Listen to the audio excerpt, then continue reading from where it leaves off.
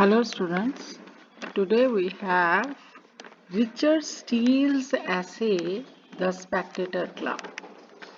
And this is the finest achievement of Richard Steele. And here he represents different members of the Spectator Club. Of course, all these members are the representatives of the different sections of society of the time.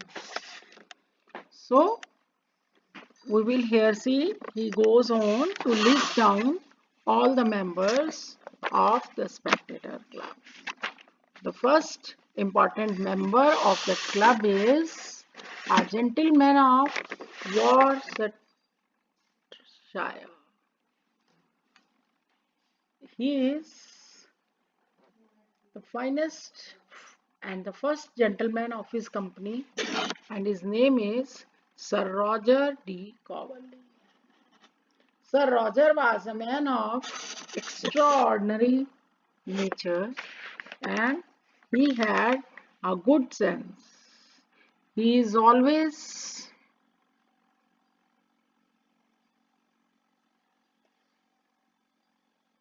busy in finding fault with the way of world, but this unusual nature never made him any enemy.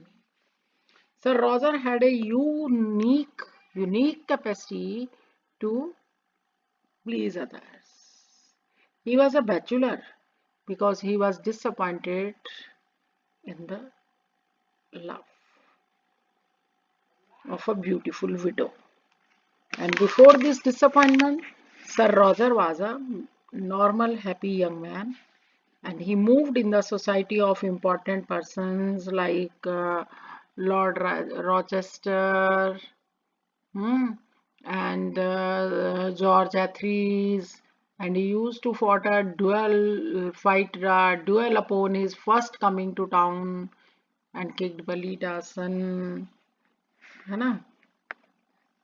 However, after being ill-used by the widow, he lost all his joviality and interest in social life more than a year. है ना? And after that, he became very serious. And gradually, of course, he recovered his joviality, and he grew careless about. But the point is that he grew careless about his dress. He wore a coat and a jacket which was in fashion at the time. Now, Sir Roger was 56 years old. He was 56 years old, but was quite hale and hearty. He had a house in the village and town also. He had such a good nature that people loved him. He also treated his servants well, and he was also the justice of the quorum, and showed his judicial abilities. So this was Sir Roger de Coverley.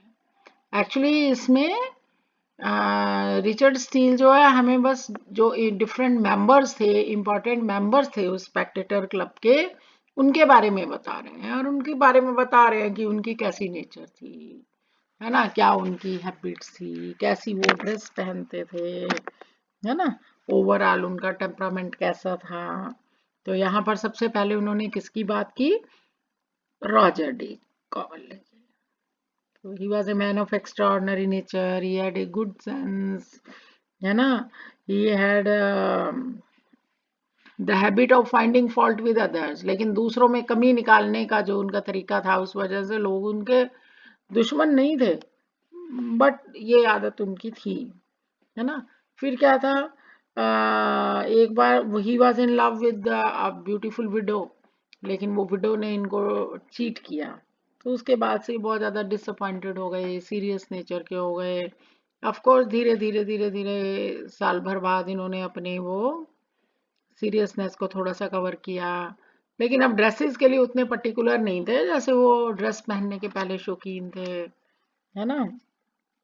पहले वो coat पहनते थे, jacket पहनते थे, जो उस समय में फैशन में होती थी, लेकिन अब ऐसा कुछ नहीं था। ही वॉज वेरी केयरलेस, है ना। फिर वो बता रहे हैं कि ही इज 56 ईयर्स ओल्ड। तो जो फर्स्ट मेंबर जिनके बारे में उन्होंने बात की, तो बता रहे हैं कि वो 56 ईयर्स ओल्ड थे। उनका गांव में भी घर था और टाउन में भी घर था, और लोग उनको बहुत पसंद करते थे। And he also treated his servants. एक उनके बारे में सबसे अच्छी बात क्या थी कि वो अपने सर्वेंट्स के को बहुत अच्छे से अटेंड करते थे। देखो लिखा ना, when he comes into a house he calls the servants by their names, कि जब भी वो घर आते थे सर्वेंट्स को उनके नाम से बुलाते थे। and talks all the way upstairs to a visit, और सीढ़ियाँ चढ़ते जाते थे और उन सर्वेंट से ऐसे बात करते जाते थे जैसे कोई अपने घर के किसी मेंबर से बात कर रहा है ना। फिर वो बता रहे हैं कि was a justice of quorum also. Quarter session में बैठते थे वो, बहुत ज्यादा उनमें अच्छे एबिलिटीज थी, ठीक है। तो ये सर फर्स्ट मेंबर थे। नेक्स्ट मेंबर जो है स्पेक्टेटर क्लब के, वो कौन है? ही इज ए लॉयर, है ना। मैनर ऑफ इनर टेम्पल का क्या मतलब है? इंट्रोवर्ट नेचर के थे। इंट्रोवर्ट नेचर के व्यक्ति कौन होते हैं? जिनको ज्यादा बात वगैरह करना पसंद नहीं है ना। He was a man of great probity, wit, understanding, है ना। But he has chosen his place of residence rather to obey the direction of old humoursome father than in pursuit of his own inclinations. तो क्या था कि मतलब उन्होंने lawyer थे, और लॉयर वो क्यों बने? क्योंकि उनके फादर चाहते थे कि वो लॉयर बने। जबकि उनकी नेचर कैसी थी? वो एक फिलोसफिकल सी नेचर के थे। उनको पढ़ना तो ये सब पढ़ता था, लॉज ऑफ लैंड वगैरह, इस तरह के केस पढ़ने पड़ते थे जिनकी कोर्ट में जो वो डील करते थे। जबकि उनका इंटरेस्ट किस में था? अरिस्टोटल में, लजाइनस में, है ना, बजाय ये लिटलटन और कोक। लिटलटन और कोक कौन है? जो लॉ की बुक्स लिखते हैं। तो उनका इन बुक्स में ज्यादा इंटरेस्ट नहीं था। और फिर क्या था कि उसके फादर जो हैं उसको जो भी आर्टिकल्स होते थे, जो भी मैरिज आर्टिकल्स हैं, लीजीज हैं, टेन्योर्स हैं, इनसे रिलेटेड जो भी क्वेश्चंस होते थे उन सब के आंसर वो भेजते थे, है ना। तो in the neighborhood which all which questions he agrees with an attorney to answer and take care of in lump। तो उनको देखते थे क्योंकि उनका खुद का तो इंटरेस्ट था ही नहीं, है ना। तो उसके फादर उनसे क्वेश्चंस पूछते रहते थे, है ना, कोई मैरिज आर्टिकल से रिलेटेड, कोई लीज, कोई टेन्योर्स वगैरह से रिलेटेड। लेकिन बेटा जो है वो बाप से भी ज्यादा चालाक था। वो उन सब क्वेश्चंस के आंसर अपने किसी पड़ोस वाले कलीग से पूछ के बता देता था, है ना। क्योंकि उनका इंटरेस्ट था नहीं। He like to read the books which were not of the age he lived. उसको वो बुक्स पसंद थी जो उस समय की नहीं है। कौन सी बुक्स? जैसे कोई फिलोसोफर्स की बुक्स हो गई, बताया ना, अरिस्टोटल की बुक्स हैं, है ना। तो he studying the passions themselves when he could be enquiring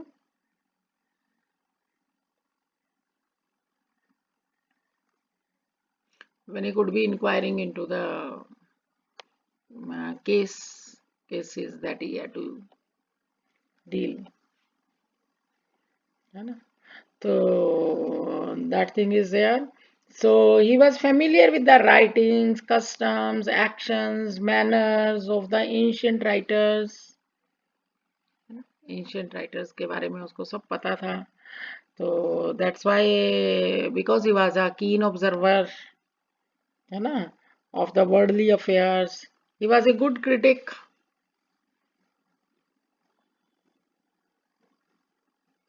He was a good critic, uh, and his real hour of business was the time of the play, and the presence of the able critic among the audience would rouse the actors to give the best performance possible। तो भाई अब वो जज बन के आ रहे हैं play की परफॉर्मेंस के टाइम पे, तो जो एक्टर्स हैं वो भी ज्यादा अच्छे से काम करेंगे। क्योंकि और करेक्ट एक्टर्स को क्या लगता है कि भी उनके टैलेंट को बारीकी से ऑब्जर्व करने वाला जना वहां ऑडियंस में प्रेजेंट है ना। तो क्योंकि वो बहुत अच्छे क्रिटिक थे, बहुत अच्छे से जानते थे सब मैनर्स को, कस्टम्स को, बिहेवियर पैटर्न को, है ना। Next member is sir Andrew Freeport. Sir Andrew Freeport. So this is the third member of the Spectator Club. He was a good businessman of London, है ना. He was very laborious, experienced, and had a great understanding, है ना. His notions of trade are noble and generous. He calls the sea the British Common. He is acquainted with commerce in all parts, because his knowledge of commerce was extensive enough. He had his own ideals of the ways of enlarging a country's trades. And he was of the opinion that a dominion may be extended by art and industry than by power. Art का मतलब tactfulness, कि tactfulness से आप अपने dominion को extend कर सकते हो. He knew many short maxims and had a unique art of speech. है ना. उनको मुहावरे लोकोक्तियां भी बहुत आती थी. वो अपना बताते थे अपनी बात को अच्छे से कहने के लिए, है ना. He abounds in several frugal maxims, among us which the greatest favorite is penny saved is a penny got. So that sort of nature was his. Diligence or industry alone would help the country to gain things of permanent value, है ना. क्या कहते थे, मेहनत से ही एक देश में वो सारी चीजें आ सकती हैं जो जिनकी परमानेंट वैल्यू है. स्लोथ और idleness more than the sword had caused the ruin of many Nations. आलस से, लेजीनेस से, है ना, बहुत सारे नेशंस तबाह हुए हैं. तलवार इतना नष्ट नहीं कर सकती जितना कि व्यक्ति का जो आलस है वो उसके देश को बर्बाद कर सकता है. तो ऐसी उनकी कुछ सोच थी, ऐसी उनकी वैल्यूज थी. He knew many short maxims. He was a self-made person and believed that England too could become richer than other kingdoms by methods which had so benefited him. तो उनका ऐसा कहना था कि इंग्लैंड जो है और भी ज्यादा अमीर हो सकता है. देखो, he says that England may be richer than other kingdoms by as plain methods as he himself is richer than other men. कि इंग्लैंड जो है बहुत रिच, दूसरे किंगडम से, दूसरे राज्यों से, दूसरे कंट्री से रिच हो सकता है उन साधारण से मेथड से जैसे कि वो दूसरे लोगों से रिच है. Though at the same time I can say this of him that there is not a point in the compass but blows home a ship in which he is an honor. क्या मतलब हुआ कि भाई उनको अपनी बात से convince करना बहुत अच्छे से आता था, उनको अपनी बात अच्छे से बतानी आती थी, है ना. नेक्स्ट कम्स कैप्टन सेंट्री, है ना. He was a very courageous, intelligent and had good understanding. He had been captain in military for some years. वो मिलिट्री में कैप्टन थे कई सालों तक, ठीक है. Even though he rendered meritorious service which anybody could see and appreciate. Promotion did not come to him. उनको promotion नहीं मिला अपनी जॉब में क्योंकि वो कहते थे कि only that man could hold a position in military who gets over his false modesty. जो अपनी मॉडेस्टी को ओवरकम कर लेते हैं सिर्फ उन्हीं को प्रमोशन मिलता है. He was frank in speaking about the weaknesses of his officers. अपने ऑफिसर्स की वीकनेसेस के बारे में बात करने में वो बिल्कुल फ्रैंक थे, ठीक है. Though he commanded many persons in military, he was never haughty. बहुत गुस्से वाले वो कभी भी नहीं थे, है ना. देखो, when he has talked to this purpose, I never heard him make a sore expression, but frankly confessed that he left the world because he was not fit for it. है ना? So he never became a flatterer, although he obeyed his superiors. कि वो चमचागिरी किसी की नहीं करते थे, हालांकि अपने ऑफिसर्स की के आदेश की पालना करते थे. So he was the Captain Sentry is the another member of the Spectator Club. Then next comes Will Honeycomb.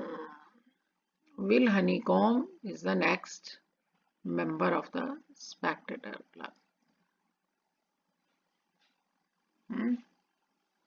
Though he was old, there were no traces of the passage of time in his brain, in his person.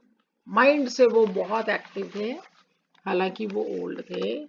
He had an attractive personality and he could impress women by his talks. है ना? मतलब mind से वो कहीं पर भी बूढ़े नहीं लगते थे और उनकी पर्सनालिटी अच्छे से थी. देखो, his person is well turn end of a good height. है ना? तो उसको वो सब काम अच्छे से आते थे with which man usually entertain women, जिससे लोग वीमेन के साथ अच्छे से कन्वर्सेशन करते हैं. He dressed well and he was well acquainted with the history of every fashion. है ना? He knows the history of every mode. हर तरह के फैशन उनको पता थे. He can inform you from which of the French kings' benches our wives and daughters had this manner of curling their hair, that way of placing their hoods. है ना? वो अच्छे से बता सकता था. है ना? He was always interested in matters pertaining to women, their dresses, their manners, their fashions. He had a good knowledge. He could tell that the hairstyle of or hats of our wives and daughters resemble to those of the benches of French kings. कि हमारी बेटियों की, हमारी wives के जो hats हैं, Christian people की तो ड्रेस ही यही होती है ना, स्कर्ट और हैट पहनना. तो भी हैट कौन से फैशन का पहना हुआ है, ये ड्रेस कौन से फैशन की पहनी हुई है, ये कौन से फ्रेंच किंग की मिस्ट्रेस की नकल है. Living the relations of women, he was an honest and वर्दी वीमेन. तो अगर औरतों की बात ना करो तो वो एक ऑनेस्ट और वर्दी जेंटलमैन था. देखो, where women are not concerned, he is an honest man, worthy man.